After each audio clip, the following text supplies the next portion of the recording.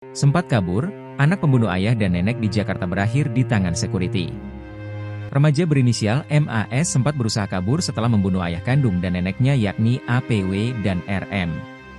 Peristiwa pembunuhan itu terjadi di perumahan Taman Bona Indah Blok B6 nomor 12, Lebak Bulus, Cilandak, Jakarta Selatan, Sabtu, 30 November 2024, dini hari sekitar pukul 1 waktu Indonesia Barat.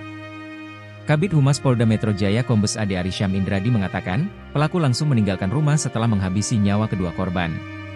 Saksi T, petugas security, melihat pelaku saat itu awalnya berjalan kaki dengan cepat di Taman Blok A perumahan Taman Bona Indah, kata Ade Ari. Petugas security lainnya berinisial A kemudian berteriak memanggil pelaku. Namun, saat itu pelaku MAS berusaha melarikan diri.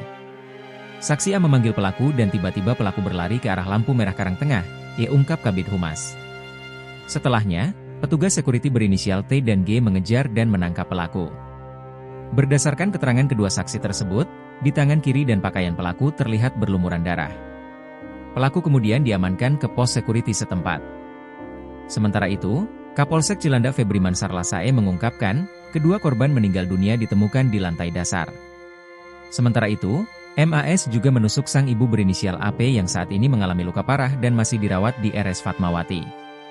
Ia menuturkan, pelaku yang masih di bawah umur itu diduga menghabisi nyawa ayah dan neneknya menggunakan sebilah pisau.